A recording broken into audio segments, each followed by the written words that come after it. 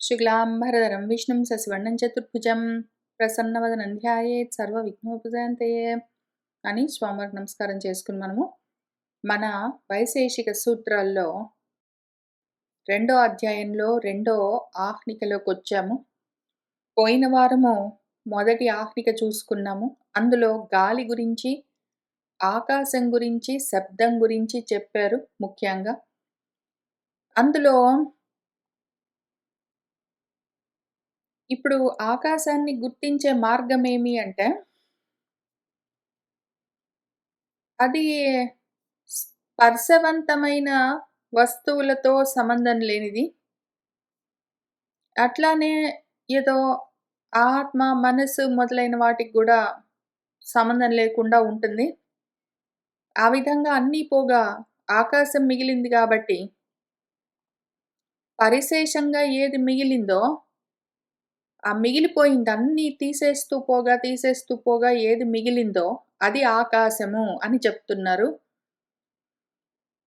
పైగా తత్వం భావేన ఉన్నది అని తెలుస్తుంది. ఉనికి మాత్రంగా ఉన్నది అని తెలుస్తుంది.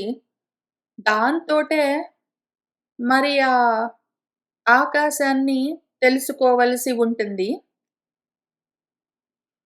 కాక ఏదో కనిపెడతామంటే లింగాలు గుర్తులు గూడా ఉండవు. విశేషంగా వేరుగా తెలిసేందుకు ఏ చిహ్నాలు లేకపోవడం వల్ల, చిహ్నాలన్న విశేషాలు లేకపోవడం వల్ల, ఇదిగో ఇది ఆకాశము, అది శబ్దము అని తెలుసుకోవలసి ఉంటుంది.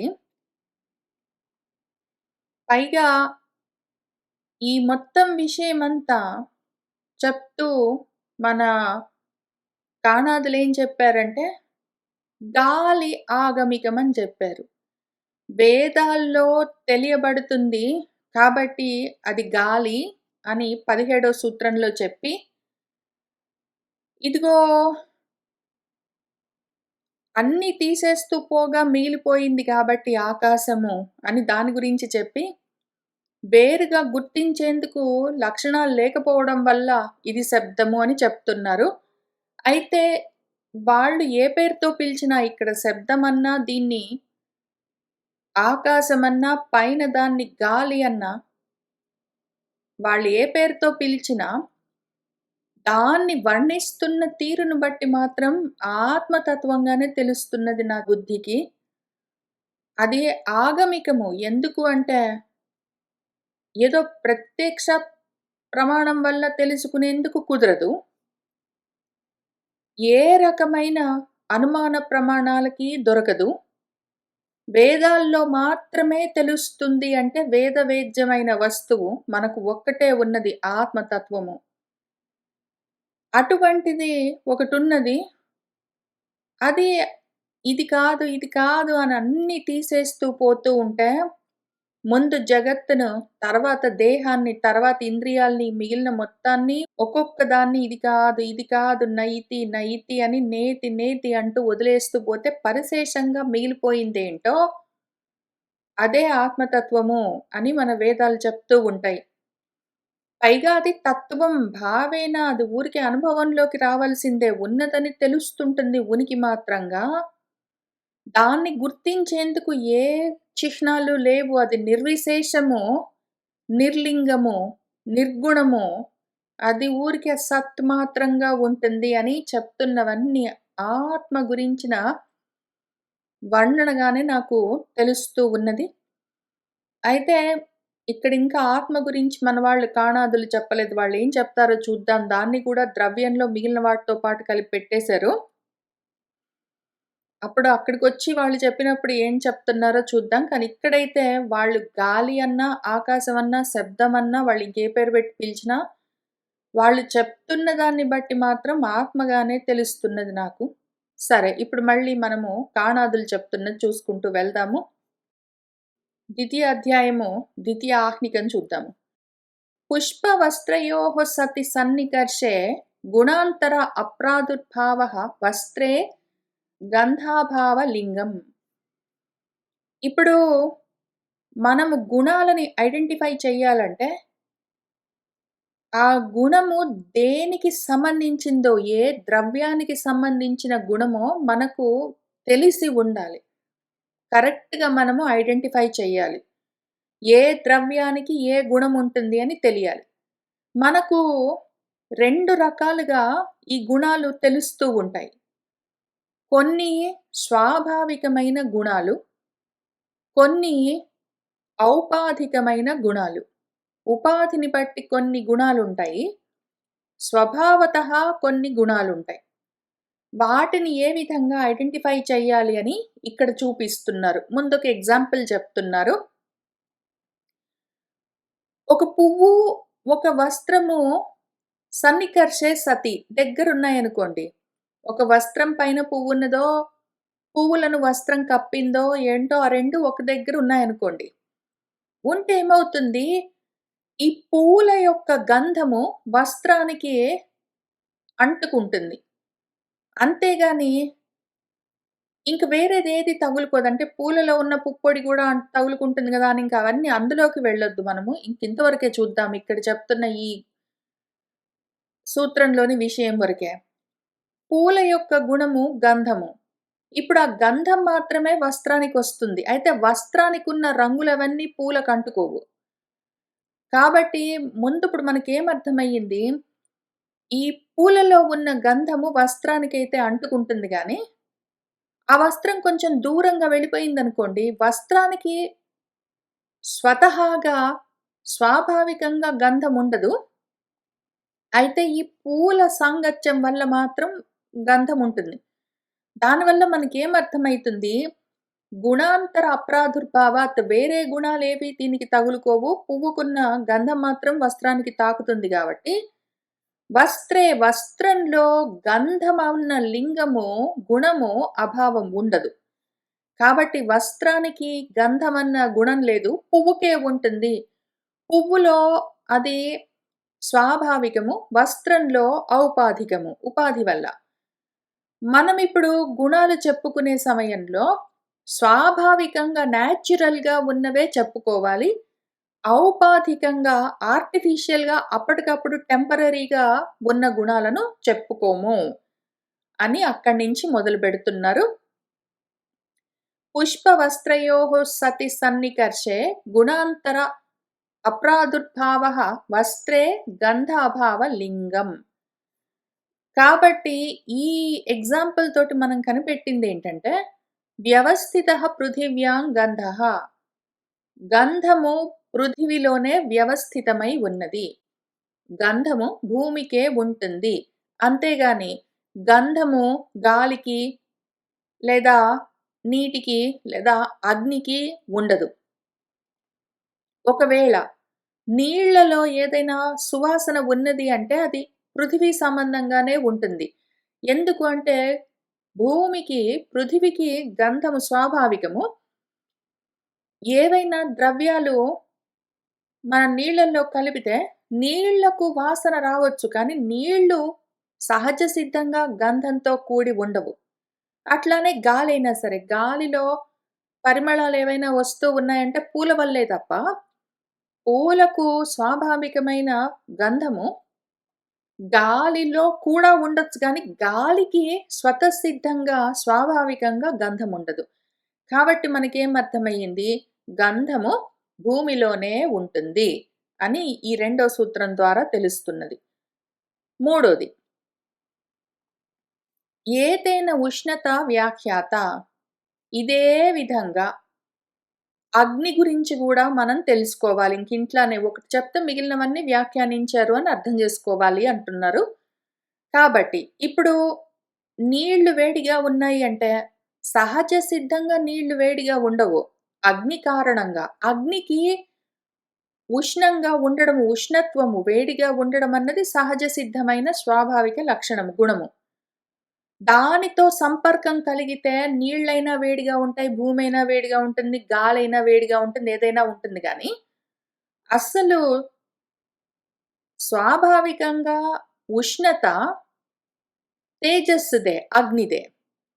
అంతేగాని భూమిదో, గాలిదో, నీటిదో కాదు అని చెప్తున్నారు. ఆ తర్వాత ఇదే విధంగా మనము నీటి గురించి కూడా అర్థం చేసుకోవాలి. చల్లగా ఉండడం అన్నది నీటి యొక్క లక్షణము. అది భూమి లక్షణము, గాలి లక్షణము, అగ్ని లక్షణము గాదు. ఒక్కొక్కసారి మరి పాలరాయి చల్లగా ఉంటుంది గదా! ఒక్కొక్కసారి భూమి గూడా చల్లగా అనిపిస్తుంది గదా! అంటే ఉంటాయి. నీటితో మంచు కురిసినప్పుడో అట్లా భూమి చల్లగా ఉంటుంది. లేదా పాలరాతిలో నీటి లక్షణం ఎక్కువగా ఉంటే, నీటి తత్వం ఆ గుణం ఉంటే పాలరాయి చల్లగా ఉండడం అట్లా జరుగుతుంది గానీ, ఆ పాలరాయిలో అయినా, భూమిలో అయినా చల్లదనం అన్నది లేదా ఉష్ణము, వేడి అన్నది స్వాభావికంగా ఉండే గుణం గాదు. అట్లానే ఈ చల్లగా ఉండడం గాలిలో గూడా ఉండదు. గాలి చల్లగా ఉంది అంటాం కానీ, గాలిలో గూడా తేమ ఎక్కువైతే, నీటి శాతం ఎక్కువైతేనే గాలి చల్లగా ఉంటుంది. లేకపోతే అది మామూలుగా ఉండొచ్చు, లేదా వేడిగా గూడా ఉండొచ్చు. దీనివల్ల మనకి ఏమర్థమయ్యిందంటే, ఈ చల్లగా ఉండడం అన్నది నీటికి స్వాభావిక లక్షణము. వేడిగా ఉండడం అన్నది అగ్నికి స్వాభావిక లక్షణము. వాసనతో ఉండడం అన్నది భూమికి సాధారణ స్వాభావిక లక్షణము అని తెలుస్తున్నది అని ఈ 3 జెప్పారు. ఆ తర్వాత ఇంకా గాలి గురించి, ఆకాశం గురించి ఇక్కడ చెప్పలేదు. 3 చెప్పి ఊరుకున్నారు. ఎందుకంటే పైన చాలా సుదీర్ఘంగా గాలి గురించి, ఆకాశం గురించి మాట్లాడారు గాబట్టి, ఇంకిక్కడ వాటి గురించి చెప్పలేదు. ఇంకా ఆ టాపిక్‌ని అక్కడ పూర్తి చేసి, తర్వాత కాలంలోకొస్తున్నారిక్కడ ఆరో సూత్రంలో. అపరస్మిన్నపరం యుగపత్ చిరం క్షిప్రం ఇతి కాలలింగాని. కాలానికి లింగాలు, గుర్తులు, దాని గుణాలేమి అంటే కొన్నున్నాయి. ఒకటి అపరస్మిన్ తర్వాత అన్నామనుకోండి. తర్వాత చేస్తాను. తర్వాతొస్తాను. ఇంతకు ముందొచ్చాను అని ఎప్పుడు చెప్పినా ఇంతకు ముందు పరస్మిన్ అని, తర్వాత అపరస్మిన్ అని, ఇంతకు ముందు జరిగింది, ఆ తర్వాత జరుగుతుంది, తర్వాత వస్తాను, తర్వాత తింటాను అని ముందు వెనక అని మాట్లాడినప్పుడల్లా కాలం గురించే మాట్లాడుతూ ఉన్నాము అని అర్థం చేసుకుంటాం మనం ఆటోమేటిక్‌గా. కాలానికున్న లక్షణం అని, దానికున్న గుర్తు, దాని గుణము. ఇంతకుముందు, ఆ తర్వాత, ఎప్పుడో అని అట్లా చెప్తాము. అపరం ఇదయిన తర్వాత, దీనికన్నా ముందు అని చెప్తాము. లేదా యుగపత్ ఒకేసారండి. మనము ఇద్దరం ఒకటేసారి నోట్స్ రాసుకుందాము అని అట్లా చెప్తాము. ఒకటేసారి అంటే కాలం గురించే మాట్లాడుతున్నాం. ఒకటే టైంలో అనే అర్థం మళ్ళీ. యుగపత్ అంటే ఒకటేసారి చేస్తామన్నా గూడా మనం కాలం గురించే చెప్తున్నాము టెక్నికలీ. అట్లానే చిరం. అబ్బా! చిరకాలానికి చూస్తున్నానండి మిమ్మల్ని అని చెప్పాలనుకున్నప్పుడు, చాలా కాలం అయిందండి మిమ్మల్ని చూడ్డానికి అని చెప్పినప్పుడు, చాలా ఎక్కువ సమయం పట్టింది అని అర్థం. అంటే చాలా లేట్‌గా, ఆలస్యంగా జరిగిందని అర్థం. మనం ఇప్పుడు కలవడము, ఇంత కాలానికి చేసాము అంటే చాలా లేట్‌గా చేసాము అని అర్థం. అబ్బా! చిరకాలం పట్టింది నీకు ఈ నోట్స్ రాయడానికి అంటే, చాలా కాలం పట్టిందంటే స్లోగా జరిగింది కాలము అని అర్థం. అట్లానే క్షిప్రం వెంటనే. అవునండి. వెంటనే వస్తాను. వెంటనే చేస్తాను. వెంటనే తింటాను అని ఏది చెప్పినా క్షిప్రం అది కూడా కాలం గురించే చెప్తూ ఉంటాము. ఈ రకంగా వెంటనే, చాలా కాలానికి, ఒకేసారి, ఆ తర్వాత, ఇంతకు ముందు అని ఎప్పుడెప్పుడు చెప్తూ ఉన్నా గూడా మనం కాలం గురించే మాట్లాడుతూ ఉన్నాము. ఇవి కాలానికి ఉన్న లక్షణాలు. గుర్తులు లేదా గుణాలు. అపరస్మిన్ అపరం యుగపత్ చిరం క్షిప్రం ఇతి కాలలింగాని. తర్వాత మళ్ళీ ద్రవ్యత్వ నిత్యత్వే వాయునా వ్యాఖ్యాతే తత్వం భావేన. ఇవి మళ్ళీ ఇంతకుముందు వాయువుకు, ఆకాశానికి గూడా చూసుకున్నాము. ఇక్కడ గూడా కాలానికి అదే విషయము. కాలము కూడా ద్రవ్యంలో ఎందుకున్నది అంటే, ద్రవ్యత్వం ఉన్నది మరి దానికి. ద్రవ్యత్వం ఎందుకుంటుంది? వేరు వేరుగా మనం ఒకవేళ చూసామంటే, దానికి గుణాలున్నాయంటే ద్రవ్యం. ఇంకింతే విషయము. దేనికైనా సరే గుణమున్నది అంటే అది ద్రవ్యమని ఇంతకుముందు ద్రవ్యాల గురించి ఎక్స్‌ప్లెయిన్ చేసినప్పుడు చెప్పారు గాబట్టి, కాలము ఇటువంటి గుణాలతో ముందు, వెనకాల, తర్వాత, ఒకేసారి, వేగంగా, నెమ్మదిగా అని చెప్పుకుంటాం గాబట్టి, ఇన్ని లక్షణాలతోటి ఉంటుంది గాబట్టి కాలం కూడా ద్రవ్యం. అయితే దానికి వేరువేరుగా నిజంగా కాలాన్ని మనం చెప్పుకుంటాము. క్షణకాలము, నిమిషము, గంట, ఒక రోజు, 10 రోజులు, నెల, ఏదో ఒక సంవత్సరము అని ఇట్లా మనం చెప్పుకున్నా గూడా, వేరువేరుగా నిజంగా దాన్ని ముక్కలు ముక్కలు చేసి చూపించడం కష్టము. ఓన్లీ వ్యవహారం కోసం మనం వేరువేరుగా ఉన్నట్టు మాట్లాడతాం కానీ, టెక్నికల్లీ అదంతా ఒకటే పదార్థము. కాలం నిజంగా విడదీసి చూపించగలమా మనము? కుదిరే పని గాదు. కాబట్టి అది నిత్యము. వ్యవహారానికి మాత్రం అది వేరువేరుగా ఉన్నట్టు అనిపిస్తుంది. కాబట్టి దాన్ని వ్యవహార నిత్యం అని పిలుస్తాము. గుణాలున్నాయి గాబట్టి దాన్ని ద్రవ్యం అంటాము. ఇది వాయువు గురించి చెప్పినట్టే. మనం ఇక్కడ అక్కడెట్లా వ్యాఖ్యానించారో ఇక్కడ అట్లానే అర్థం జేసుకోవాలి అని చెప్తున్నారు. ద్రవ్యత్వ నిత్యత్వే వాయునా వ్యాఖ్యాతే. ఇది కూడా అంతే తత్వం భావేన ఉన్నది అని తెలుస్తుంది. ఉనికి మాత్రంగా ఉన్నది అని తెలుస్తుంది. అది సత్తా. దాని భావం అది. ఉండడం. దాని లక్షణం. ఉంటుందంతే.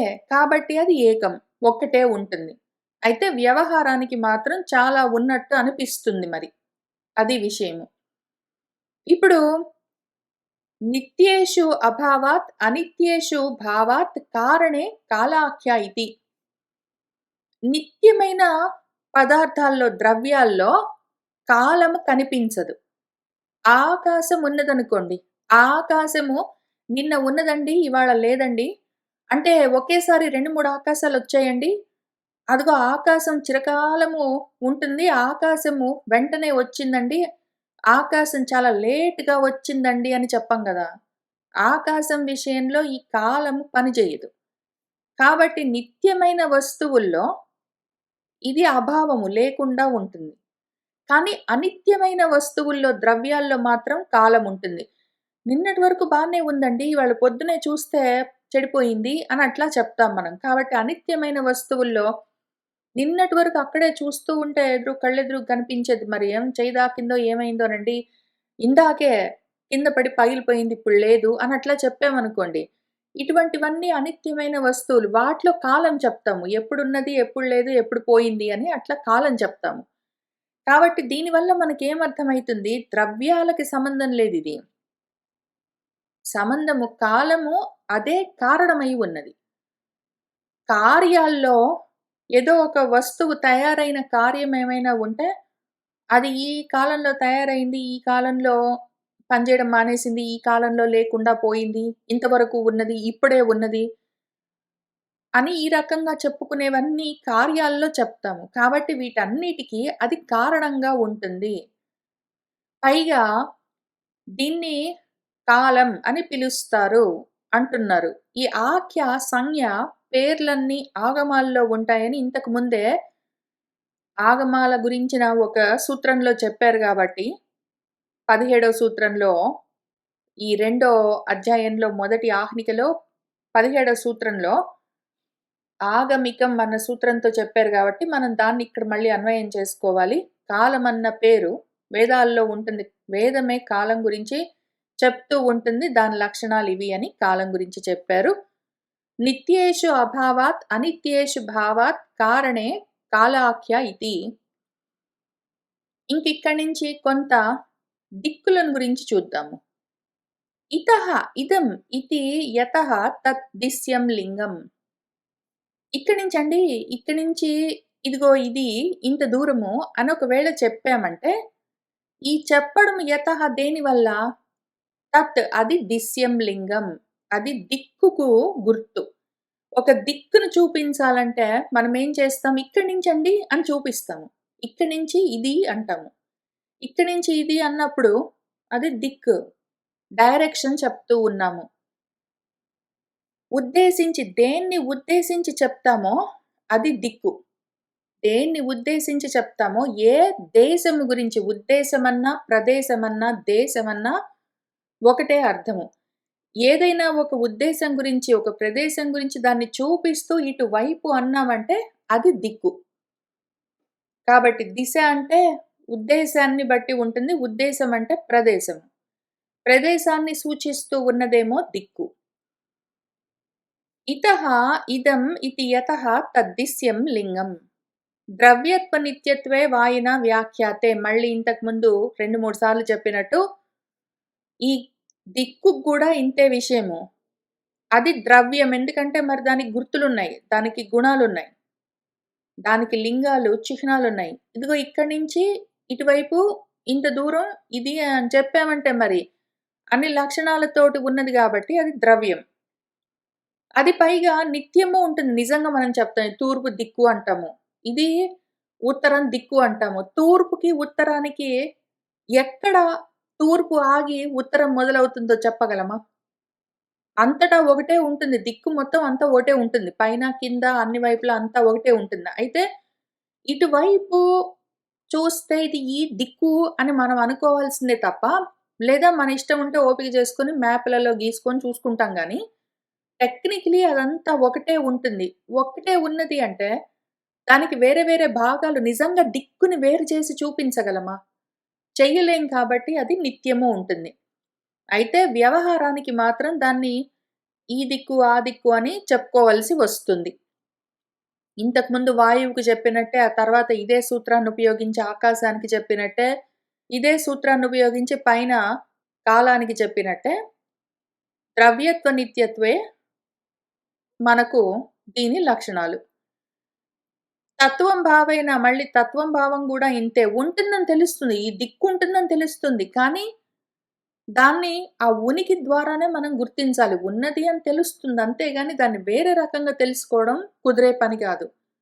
కాబట్టి అది ఏకంగా ఉంటుంది. అది అఖండంగా ఏకంగా ఉంటుంది. కాబట్టి నిత్యము ఉంటుంది. అయితే వ్యవహార నిత్యం అది. వ్యవహారంలో మనము ఈ దిక్కు, ఆ దిక్కు అని చెప్పుకోవాల్సొస్తుంది గాబట్టి అది ద్రవ్యమై ఉన్నది. తత్వం భావేన అని అందుకని దాన్ని చూసుకుంటున్నాము. ఇంకా తర్వాత కార్య విశేషేణ నానాత్వం. మరెందుకు మనం తూర్పు, పడమర, ఉత్తరం, దక్షిణం అని చెప్పుకుంటాము. పోనీ అక్కడికే ఆగిపోయిందా? దాంతో పాటే ఆగ్నేయం, వాయువ్యం, నైరుతి, ఈశాన్యం అని ఇన్ని రకాలుగా మూలలు, 4 మూలలు, 4 దిక్కులు, ఈ 8 కాక పైన, కింద అని కూడా మళ్ళీ 2 డైరెక్షన్స్. ఈ మొత్తం కలిపి దిశలను ఎందుకు చెప్తాము అంటే, ఆ నానాత్వం ఎందుకొచ్చింది అంటే కార్యం వల్ల.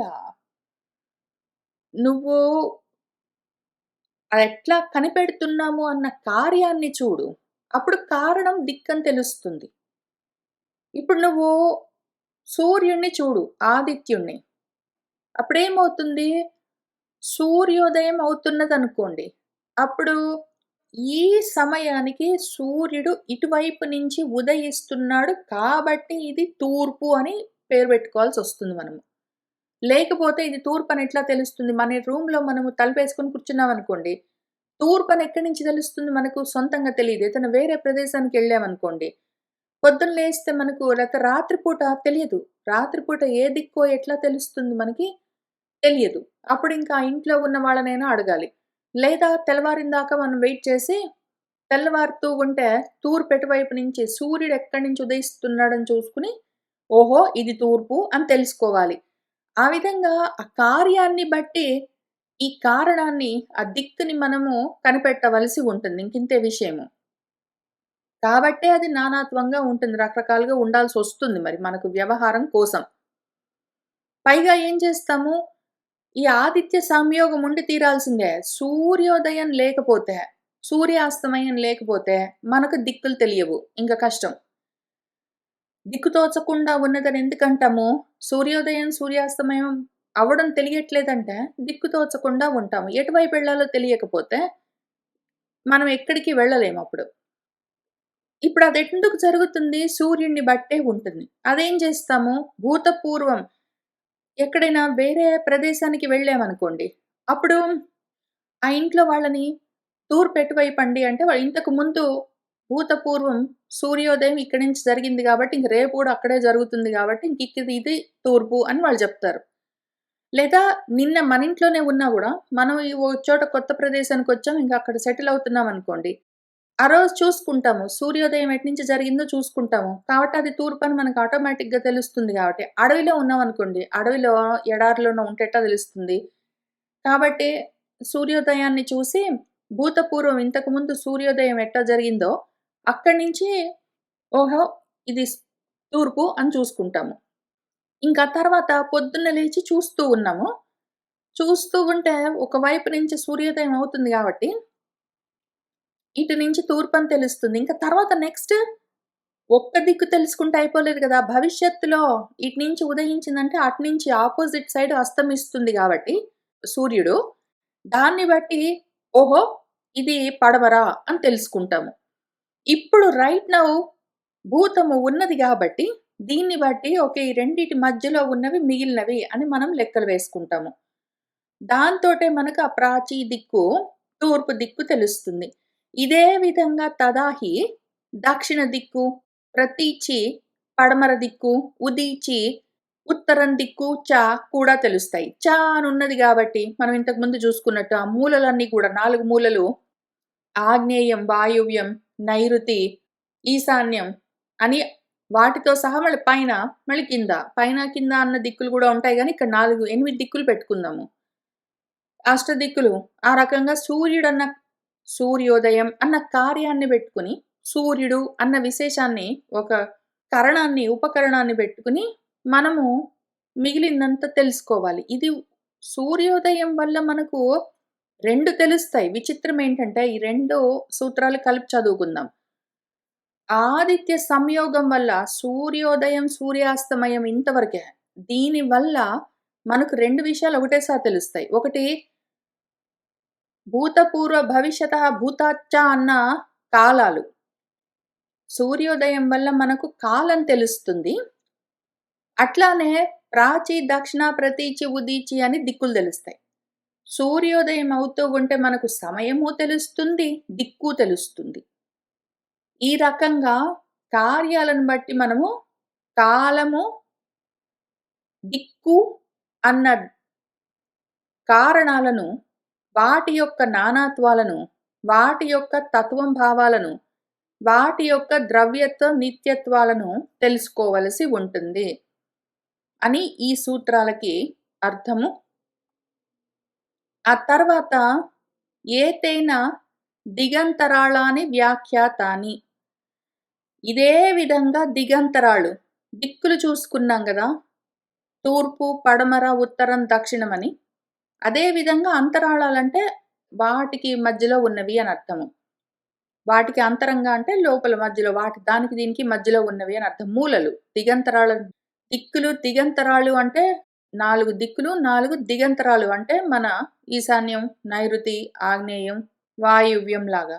అవి కూడా ఇదే విధంగా మనం వ్యాఖ్యానించుకోవాల్సి ఉంటుంది. మేము అట్లానే చెప్తున్నాము అని ఆ 16వ సూత్రంలో కూడా చెప్పారు. ఇంకా వీటిని ప్రమాణాలతో ఎట్లా కనిపెట్టొచ్చు, ఏమి చెయ్యాలి అన్న విషయాలు తర్వాత సూత్రాల్లో చెప్తారు.